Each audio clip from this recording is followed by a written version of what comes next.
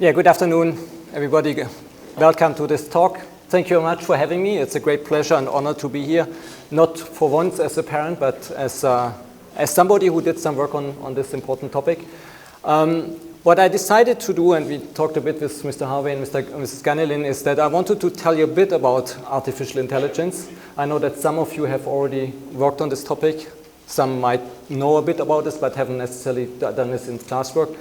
And then I wanted to show you a bit what the implications might be for maybe not your current job, because you don't have one yet, but the jobs that you will face in the future, and what does it mean for your future working life.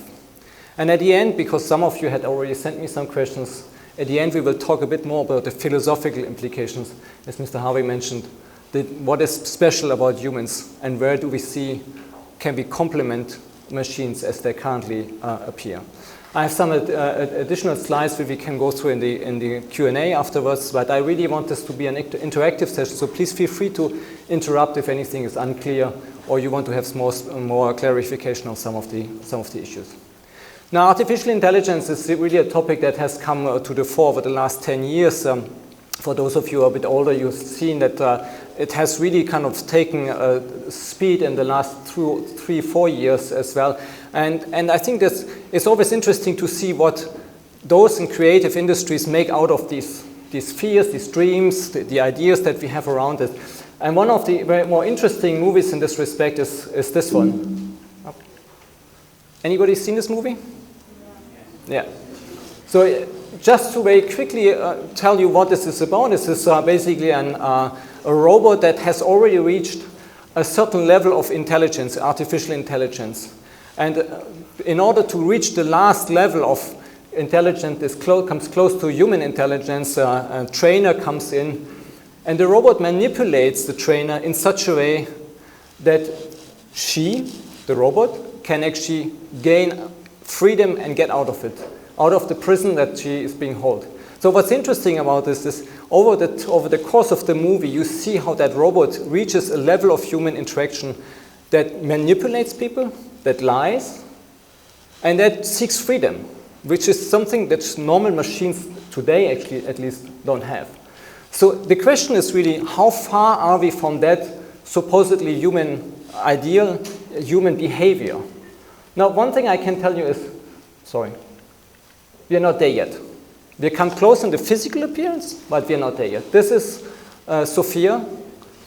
It's a chatbot developed by Hanson Robotics, a Boston-based robotic company, and that chatbot basically reaches a level of communication that you can feel very comfortable with. In addition, it has human features in the face and moves the features depending on what the robot is telling you. What is really fascinating, I have seen this robot in life, what's really fascinating about this is that when people start talking to this robot, initially they feel really reluctant. As the robot starts moving, have facial expression, you interact with the robot as if it were a human being. So again, the question is, how far are we from reaching a level of artificial intelligence that comes close to human intelligence? And actually, this is a question that has an old underpinning. For those of you who have taken the course in artificial intelligence, you know already that somebody called Alan Turing has thought about these issues in the late 30s, early 40s. So this is actually what they called at the time the Turing test. And the Turing test is really that you would interact with a machine and the human being at the same time, trying to figure out which one is the machine and which one is the human being. Not knowing, you basically would be behind a screen or wheel, not knowing which way you're communicating. And the question really is that, have we reached a level where any machine that we have can pass the Turing test? The answer, obviously, as you probably all would have already expected, is no, we haven't. As I said before, this chatbot, Sophia, has not reached a level yet where you would not reach a point that you can identify that that's actually a robot. When you talk to your iPhone, Siri, or when you use Amazon, Alexa, or Google Home, etc., you know that these are features, or these are chatbots that have not yet reached the level of human intelligence. Nevertheless, it's curious that we are actually so much interested in, and as I said, it has really picked up over the last almost 5-6 years. Now, one statistic that I want to show you is this one here. This is basically the number of patents, the number of innovations that people have registered in different administration and different patent offices across the world. And as you can see, and if you would extend that picture to the 90s, you would become even clearer, is that it's only after 2012, 2013 that really there's an enormous increase in the number of applications, in the number of patents, in the number of innovations that have been put out in the free domain, if you want, and being used to develop chatbots, to develop robots, to develop intelligent machines, of which we will talk a bit more in a minute. So what is it really that has driven this phenomena? And I think that there are really three main elements that would be interesting to talk a bit more about and to see to what extent this is something that you can relate to you. The first element is, in order for these tools to work, you need a lot of data. Now, where does this data come from? The data comes from you. The data comes from your daily use of the internet, of any kind of search engine, your online purchase, etc. All this data that you're generating, the pictures you upload on Instagram, the interactions you have on Facebook, all this generates data. This data has not been there before. Before the internet, you would use your own computer, but you would not have the possibility to interact with people. So the fact that you now have this capacity to generate all this data actually allows these tools to be relevant and to be developed. The second key element is the enormous increase in computing power. One example I always give is this iPhone here. I have an iPhone 7. My daughter always thinks that I'm totally outdated. The iPhone 7 basically has more computing power than the computer that sent the first man on the moon. It's amazing if you think about it. The man was sent on the moon in 1960. Now we're 2019, and you have a computer that is small as fit into your pocket, and nevertheless it's much more powerful than the computer that sent a rocket to the moon. So that's the second element. And then the third element is, well, I call it here blockchain. It's a bit convoluted because the idea is really that we have new forms of interaction. The other ones is a bit more sophisticated, but at the end of the day, what really matters is that the quality of the data. And what's interesting with these machine learning tools is that the data gets increasingly poor quality. If you want to do economics, if you want to do a statistical analysis in economics, what you will do is you have really clean data. In artificial intelligence application, machine learning application, you don't have this clean data. You have really poor data, you have satellite images, you have text analysis, you have imperfect information from customers, etc. And then what you then need to do, you need to have more sophisticated tools. Again, only possible because we have the computing and we have this massive amount of data that allows to apply these computing tools. That's what we mean by artificial intelligence. Really kind of doing something that you would usually do as a human being, predicting what's happening around you, predicting, for instance, what your customer is doing, predicting what your neighbor is doing, predicting where your traffic jam is going, etc. So how does it relate to the world of work? Let's look at some applications. So the first application is really simple. It's just automizing what's already automatic before, like with smart machines. So we have robots already for a long time. We make them smarter. How do we make them smarter? Well, for instance, one thing that you can do is you can help the robot to identify automatically the shape of objects, so that you can have different objects that you kind of assemble, and the robot will do it automatically by just identifying automatically what type of object the robot has to deal with. So that's really something that is going in the same direction as over the last 150 years. We automate processes in our manufacturing, in the industry. You can go beyond that. You can have something like what's called Internet of Things. For instance, when your fridge can call Amazon and order automatically because you don't have any tomatoes left, so automatically you would order some tomatoes. That's kind of the more, let's say, sophisticated way already, and some applications already exist. But it's nothing really fundamentally new from what we already have. And unsurprisingly, for the moment, we don't have self-driving cars. If you look at the latest examples of Tesla, for instance, who tried to develop an idea where the car would come to you and you call it from your parking spot, It's okay. There's some YouTube videos, if you want to look at it, it's okay, it doesn't work really perfectly, but you're getting there. But we're still far away from the idea that you have a computer that can deal with with unstructured environments like driving around in a car.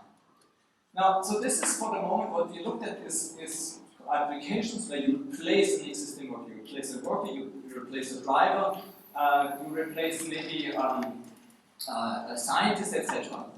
What is interesting is that there are applications where you don't replace somebody, but you enhance the skills of somebody. And in particular, in everything that is related to cognitive skills, like as a scientist, and here medical science, for instance, or drug and pharmaceutical sciences, you enhance the capacity.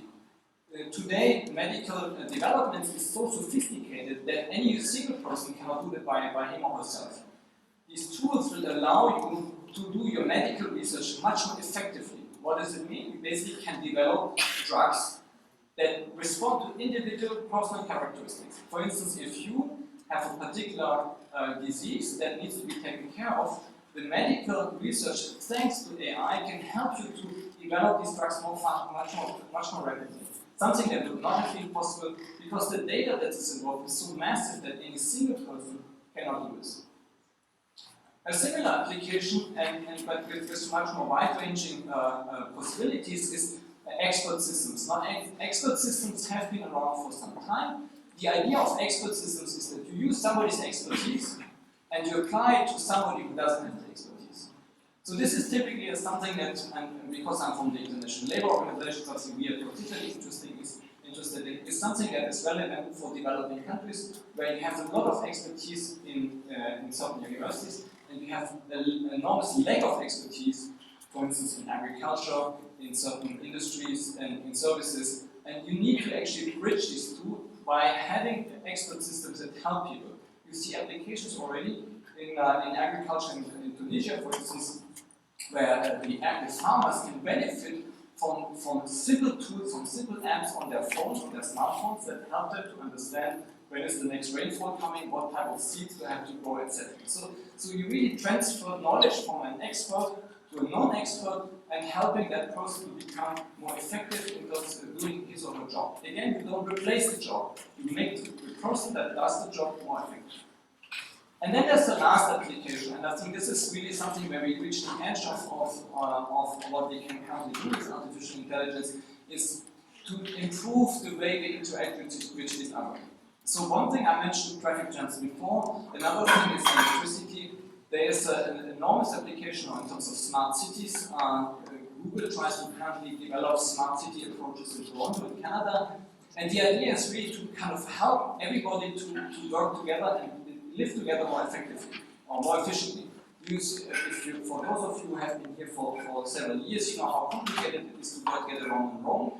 This type of tools would help you to improve the way the traffic jam works. One application that I have been personally getting involved in was in China, where there's a company similar to Uber who develops tools that would tell you not so much when your next rival is coming, but rather to tell you if you want to go from your current position to, let's say, your school, it will tell you what is the best means of transportation over that distance. So, for instance, if the car that will bring you there would be 20 minutes away, and the tool would tell you, okay, maybe you want to walk for the next 5 minutes, then take the bus, and then there will be a car picking you up to bring you to the last, to cover the last distance to your school. So this kind of interaction between different systems, which is really extremely relevant for networks like transportation, like electricity, etc., is very important. So this is basically just to sum it up what I just said in terms of the different applications. We have really, and we call artificial intelligence as a general purpose technology. This is really something where you have different types of applications depending on, and exactly what we talk about in a minute, depending on different characteristics. So some of the jobs that you will do, or some of the jobs that are currently being done, will be replaced. Some of the jobs that are currently being done or that you will do in the future will be enhanced, and you will become more productive, you will become better at these jobs by using these tools. And then sometimes it's not about your job, it's about how we work together. Some of you asked about whether artificial intelligence will help climate change. The answer is, in principle, yes, depending on how we use these tools in terms of making our way of living more efficient. So we can increase the efficiency of how we use our resources, how we use our transport systems, how we use our electricity. Here, this is the last statistic I want to show you today is, what does it mean in terms of job that might disappear or be transformed? Now, how to read this chart? This is from the United States. It's a recent analysis done by some of my co-authors. You have 700 occupations that are being coded. So, and you can see some of them here being enumerated, the 10 biggest ones. Really detailed occupation that you can see here. The size of the bubbles give you the amount of people working in each of these occupations. So, as you can see, 700 occupations, impossible to list them all. In the paper, if you want to look at it, they will be enumerated. What is more interesting is to understand which of these occupations are being replaced and which of these occupations are being transformed. And you can see that we have two basically areas where this bubble is clustered. You have an area here. You have an area on the bottom right side where a lot of jobs are clustered that are potentially being replaced. Potentially, not necessarily that they will be replaced, but potentially they're being replaced. And then you have another area of jobs that are potentially being transformed. So what it actually tells you, this chart, is that the fear of not having enough jobs is certainly overblown. You have some jobs that will disappear for sure, probably not the jobs that you will be working on. And a lot of other jobs will be transformed to become better jobs, to become more productive jobs, to make you do your job much more efficiently than in the past. So what does it depend on? First of all, it depends on, can you actually use these digital devices? Do you have a quantitative education? Most of you do. Actually, all of you have, if you do your master's and your high school. Are you willing to use these new things? I think that's also something that you need to take a look at. Are you really ready to take up these new technologies? I guess you're young, you will be ready to. Some of the older folks that I know are really reluctant to do that. Then the other question, so that's your characteristics, your individual characteristics. Then that question about the job that you're doing. Is your job repetitive? Is it very physical? If it's very physical, it's most likely to be replaced. And does it require a lot of social interaction? If it does, very unlikely that you will be replaced by a robot, at least not as long as we don't have this kind of very highly developed robots that I mentioned at the beginning. And then the last question is something that really happens at the societal level. Which new innovations will come up? We don't know. What kind of environment, what kind of political environment, what kind of regulation, taxes, etc., all these kind of what we call institutions that are surrounding these things are appearing and will shape to a certain extent. As you know, Uber doesn't exist in Italy, partly because of regulation. In other countries it does. And so the question really is it really only technology? And the answer is no, it's not only technology. It's also what kind of political institutions are in place that will shape which technologies will actually develop and in which direction they will develop. So it really is up to us in a sense, and I think that the ILO insists very much on this, is we shape the future that we want. It's our future, it's not the future of the technology. Before I conclude, I wanted to show you what this latest facts about blockchain. I think that some of you might have thought about it, but it's not as well known as artificial intelligence, but it's highly linked to it.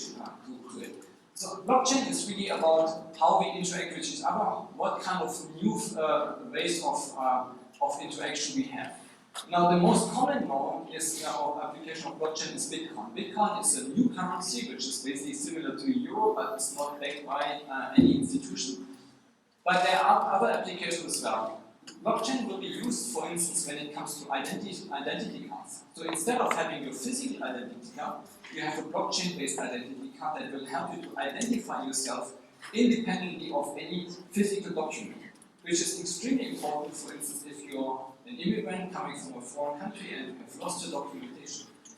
Estonia has developed recently an identity card that basically allows you to carry it with you with all the relevant information. There are other applications, for instance, in terms of certify the quality of certain products. In Italy, we are very proud of the fact that we have very good food. Now, in order to make sure that you can actually certify that the food is coming from a proper provider, this blockchain technology will help you to certify and to ensure that the quality of the food is guaranteed until the last consumer, which is. And so these technologies actually something that we don't really realize how important they are because they're under the surface. You really don't see them. But these are the ones that are most likely have more fundamental effects on our life. Now, because some of you asked me, I wanted to come back to that initial question about are we going towards an AI system that is so general and so sophisticated that it will replace us. So as I said, for the moment we are down at the left side, the autonomous decision-making tools. So some tools are very specialized in certain application will replace human labor depending on the type of data, etc. that's available. The next step will be that can we reach a point where the robot or the chatbot or the computer is so sophisticated that it can no longer make a difference. For the moment we are not there yet.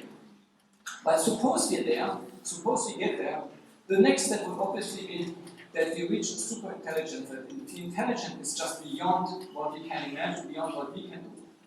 The question really is would that intelligence kind of try to get in competition with us, or would it be a super intelligence that would just basically ignore us?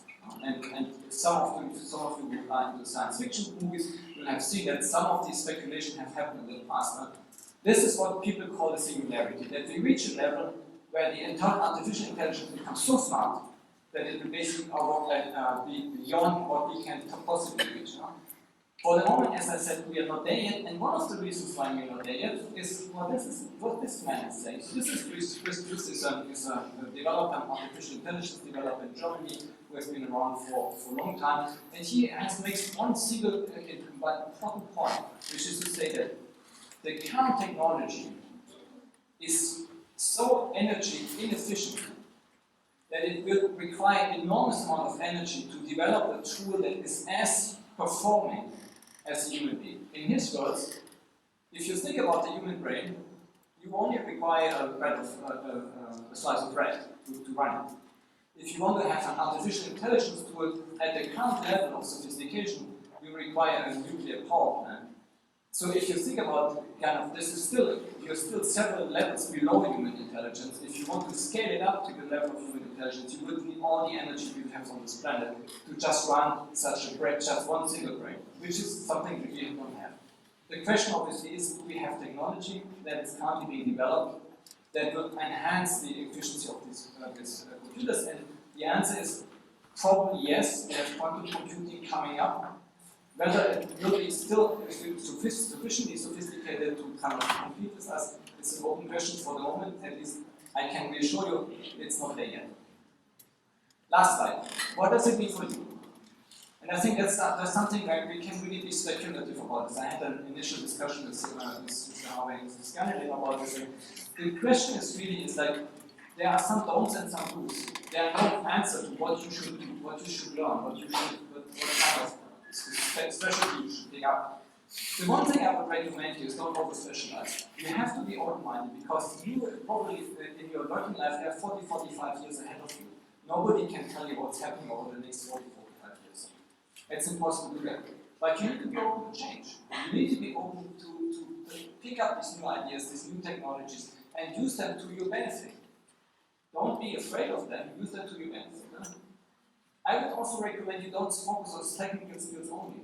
You need technical skills for sure, but you also need the human part of it, the human interaction. I always give this example of a medical doctor. A medical doctor today, the task of a medical doctor can be replaced to a large extent by a computer. What is left is the human interaction, social empathy that the medical doctor has with his patient, something that a computer cannot replicate. So focus on your social skills, focus on your creative thinking, your problem-solving skills. That's something which the computer for the moment cannot beat you. And then one general advice that I always give, independently of the technology developments that are coming, follow your interests, follow your dreams. Don't think about what is the job that gives you the best return. That will never be, nobody will give